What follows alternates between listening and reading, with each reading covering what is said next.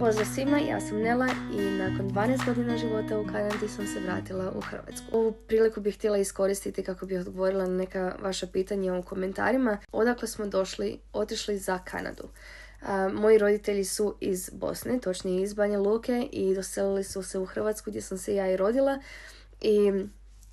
A ja sam imala 12, skoro 13 godina kada smo otišli za Kanadu, točnije u Mississauga. U kojem si gradu živjela u Kanadi? Živjela sam, kao što sam spomenula, u Mississaugi, Ontario.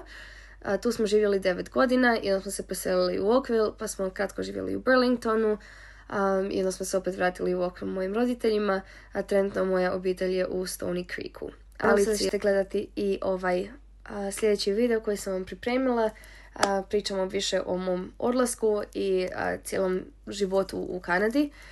Tako da slobodno postavljajte pitanje u komentare. Ja ću najčešće pitanje odgovoriti ovim putem, ali i stvarno se trudim odgovoriti na svaki jedan komentar, pa to bilo samo sa zahvalom ili na odgovor na vaše pitanje.